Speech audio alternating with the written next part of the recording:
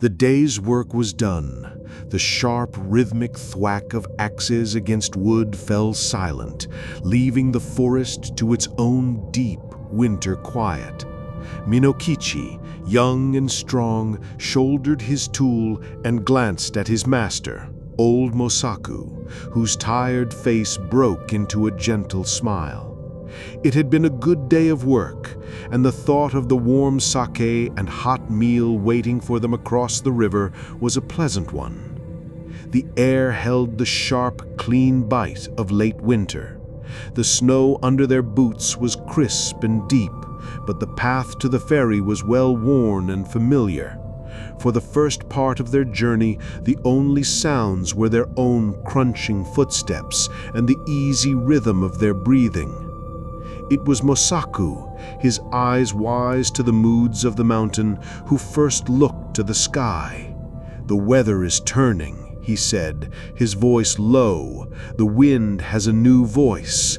Minokichi listened. The gentle breeze that had played through the pines all afternoon was gone. In its place was a low, mournful moan that seemed to come from the very peaks of the mountains. A strange, bruised purple color was gathering in the west, swallowing the pale blue of the afternoon.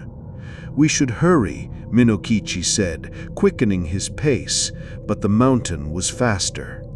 Within minutes, the moan became a roar. The sky turned from bruised purple to a churning, malevolent gray.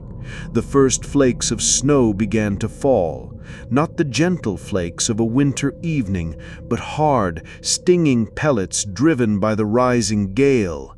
The world around them began to dissolve.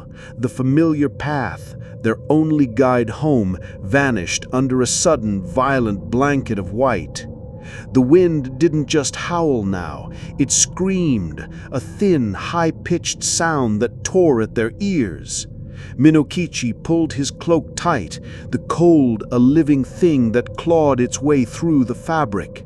Beside him, old Mosaku stumbled, his breath a ragged cloud of white. "We are lost," the old man wheezed, his words snatched away by the storm. "The ferry will not be running. We cannot cross." They were trapped. Just as the last of their hope began to freeze, Minokichi saw it through the blur, a dark shape against the terrible white. A ferryman's hut, abandoned for the winter. It was nothing more than a shack, but to them it was salvation. They half crawled, half stumbled towards it, pushing the frozen door open with the last of their strength. Inside, there was no fire, only a deeper, stiller cold. But it was shelter. They barred the door against the shrieking wind, the sudden silence inside the hut almost as deafening as the storm outside. They were safe from the wind, but not from the cold that had already sunk deep into their bones. Sleep, they knew, was a dangerous gamble, but exhaustion is a relentless hunter. Old Mosaku was the first to succumb, slumping against the wall. Minokichi fought it, listening to the monster outside, until his own body betrayed him, and he too fell into a deep, frozen sleep with no promise of a morning sun. The day's sleep was deep and calming. It was not a sound that woke Minokichi, but a presence, a change in the quality of the cold. The air in the hut, which had been merely freezing, now felt supernaturally frigid, a deep and penetrating cold that seemed to come from beyond the grave. His eyes cracked open. The storm still raged outside, but a faint, ethereal light filled the small hut, a glow that did not seem to come from any natural source. The door, which they had barred shut, was slowly, silently creaking open.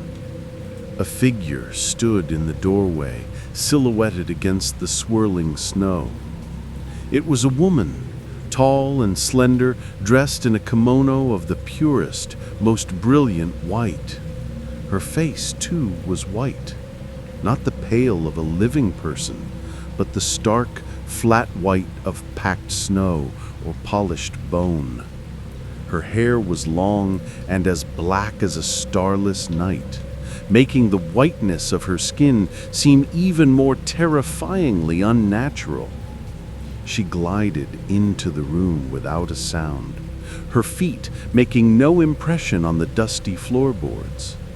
Her eyes, as she surveyed the hut, were not human. They held the cold, merciless emptiness of the blizzard itself. She moved towards the sleeping form of old Mosaku. Minokichi was frozen, not by the cold, but a terror so profound it stole the breath from his lungs and the strength from his limbs.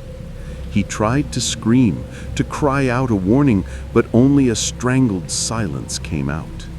He was a prisoner in his own body, a helpless spectator to the nightmare unfolding before him. The woman in white bent over the old man, her expression unchanging.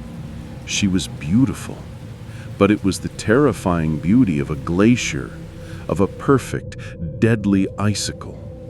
She brought her face close to his, and her lips parted. From them came not a word, but a long, slow breath, a visible plume of shimmering, pearlescent mist that enveloped Mosaku's head. Instantly, the old man's face was coated in a thick layer of white frost. His eyes, sealed shut, were rimmed with ice. His brief, ragged breaths ceased. He was a statue of ice, killed without a struggle, without a sound. Then she turned. Her gaze fell upon Minokichi, and for a long moment she simply stared. He could see his own terrified reflection in the black pits of her eyes. She glided towards him, and he could feel the aura of absolute zero that surrounded her, a cold that burned. She bent over him, just as she had with Mosaku. Her face so close he could see the flawless, poreless texture of her snow-white skin. He prepared for the same frozen death. He closed his eyes. But then she spoke. Her voice was a whisper, like the sound of ice crystals scraping against each other. "I was going to do the same to you," the whisper said. "But you are so young. You are beautiful. I cannot bring myself to kill you." Her icy breath brushed his cheek, and he flinched. "But you saw what I did," she continued, her voice holding no warmth, no mercy. "You must never speak of this night, not to anyone. If you ever tell a living soul what you saw here, I will know, and I will return for you. Do you understand?" Minokichi, still paralyzed by fear, managed a tiny, almost imperceptible nod. "Swear it." He could not speak, but in his mind he swore an oath of absolute silence, a promise sealed by the purest terror he had ever known. She seemed satisfied. She looked at him for another moment, then straightened up. She turned, glided back to the door, and seemed to dissolve into the swirling snow outside, vanishing as silently as she had arrived. The door swung shut, and the hut was plunged back into darkness. The terror finally released its grip, and Minokichi fainted. When he awoke, the storm had passed. Sunlight streamed through the cracks in the hut, painting bright lines on the floor. It was a bright, beautiful morning. For a delirious moment, he believed it had all been a nightmare. Then he looked beside him. Mosaku was still slumped against the wall, a peaceful expression on his face. Minokichi reached out a trembling hand to wake him. His fingers touched a cheek, as hard and as cold as a block of ice. Old Mosaku was frozen solid. The nightmare was real.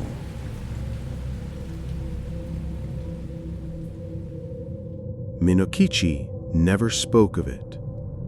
When the ferryman found him in the hut beside the frozen body of Mosaku, he simply said the old man had succumbed to the cold. Everyone believed him. It was a sad but not uncommon fate for those caught unprepared in the mountains. He grieved for his master, but his grief was overshadowed by a constant, gnawing fear. The woman in white was always there at the back of his mind, a silent promise of death if he ever broke his vow. He tried to forget. He threw himself into his work, his axe swinging from sunrise to sunset. He tried to live a normal life, to laugh with the other young men in the village, to enjoy the festivals and the changing of the seasons. But the memory of that night was a shard of ice lodged in his heart.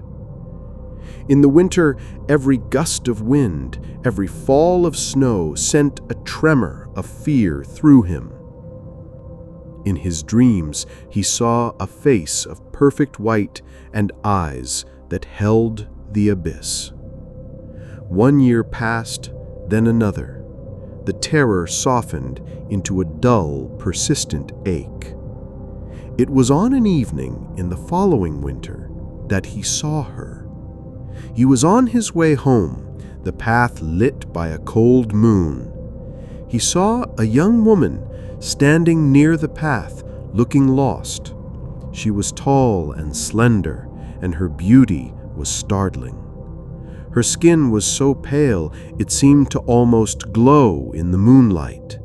Her hair was a river of black ink. He paused, his heart giving a strange, unfamiliar jolt. "Are you all right? It's late to be out here alone." She turned, and her smile was shy. "I am traveling to the city of Edo," she said, her voice soft and melodic. "But I have lost my way, and my parents are no longer with me. My name is Yuki." Minokichi found himself captivated. He had never seen anyone like her. He felt a warmth spread through him that had nothing to do with the sake he was anticipating. He offered to let her rest at his home for the night with his mother. To his surprise, she accepted. His mother was as charmed by Yuki as he was. The young woman was polite, quiet, and graceful. She was also surprisingly skilled in all the household arts. What was meant to be a single night's stay turned into a week, then a month. Yuki never made it to Edo. She and Minokichi fell deeply in love, and before the spring thaw, they were married. Their life together was of impossible happiness. Minokichi felt as though he had finally been released from the prison of his past. The warmth of Yuki's love seemed to have finally melted the shard of ice in his heart. She was a perfect wife, devoted, loving, and serene. They were blessed with children, boys and girls, with their mother's pale skin and their father's strong spirit. The villagers admired them, calling Yuki a model wife, though some of the older women remarked that she never seemed to age, her skin remaining as flawlessly pale and youthful as the day she arrived. Minokichi dismissed it as foolish gossip. His happiness was a fortress. The memory of the woman in the snowstorm became a distant thing, a half-remembered nightmare from another life. He was a husband now, a father. He was safe. He was loved. For 10 years, their happiness was absolute. For 10 years, the past remained buried, silent. It was a winter night, much like any other in their happy home. The snow fell softly outside the windows, blanketing the world in a thick, peaceful silence. Inside, the lamps cast a warm orange glow. The children were asleep, their soft breathing a gentle rhythm in the quiet house. Minokichi was finishing some work, patching a straw sandal, while Yuki sat nearby, sewing a new kimono. The only sounds were the crackle of the embers in the brazier and the soft whisper of the needle through fabric. Minokichi looked up at his wife. The lamplight fell upon her profile, illuminating the pale, perfect curve of her cheek. In that moment, watching her, a profound sense of peace and love washed over him. He felt an urge to share everything with this woman who had given him so much joy. And then a memory, dormant for so long, stirred. It was the way the light hit her skin, making it seem to glow from within. It was the contrast of her black hair against that luminous pallor. A sudden, vivid image flashed in his mind. Another face, just as white, just as beautiful, leaning over him in a freezing hut long ago. He laughed softly to himself. "You know, Yuki," he began, his voice full of warmth, "seeing you just now, you remind me of a strange thing that happened to me when I was young." Yuki did not look up from her sewing. "What was it?" she asked, her voice the same gentle melody it had always been. "I was a boy then, just 18. I was caught in a terrible storm with old Masaku. We took shelter in the ferryman's hut, and in the night, I saw a woman. She was very much like you, Yuki. So beautiful, but so white. And she killed Masaku with her breath. She was going to kill me too, but she spared me. I don't know if it was a dream or if I truly met a snow spirit. It was a terrifying, strange thing." He laughed again, expecting her to share in the strangeness of his old memory. The needle stopped. The soft, whispering sound of the sewing ceased. The room fell into a dead silence, broken only by the low hiss of the embers in the brazier. Slowly, Yuki raised her head. The warm, loving face he had known for 10 years was gone. In its place was a mask of perfect, cold fury. Her eyes were not the eyes of his wife. They were the black, empty pits of the abyss he remembered from his youth. She rose to her feet, not like a woman, but like a column of frost rising from the ground. The air in the room instantly grew ice cold, the warmth from the brazier extinguished as if it had never been. "That woman was me," she whispered, and the voice was not Yuki's warm melody, but the blood-chilling sound of ice scraping on ice. "It was I. And I told you what would happen if you ever spoke of it." Minokichi stared, his blood turning to slush in his veins. He tried to speak, to apologize, to take it back, but the words were frozen in his throat. This was his wife, the mother of his children, and yet she was the monster from his nightmares. The two realities tore his mind apart. "You have broken your promise," the Yuki-onna hissed. Her form began to shimmer, to lose its solid shape. For their sake, she glanced towards the room where the children slept. "I will not kill you now. You must care for them. But if they ever have cause to complain of you, I will return, and my punishment will be absolute." She glided towards the door. Minokichi, rooted to the spot in pure terror, could only watch as she slid it open. A blast of unnatural wind and snow roared into the room, swirling around her.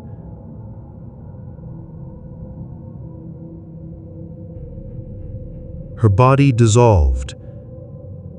She turned into a fine, shimmering mist of ice and snow, which was swept up into the storm and vanished into the night. The door slammed shut. Minokichi was left alone in the silent, freezing room. The warmth was gone. The love was gone. All that remained was the cold, the memory of his broken vow, and the terrifying knowledge that he and his children would be watched by those merciless eyes for the rest of their days.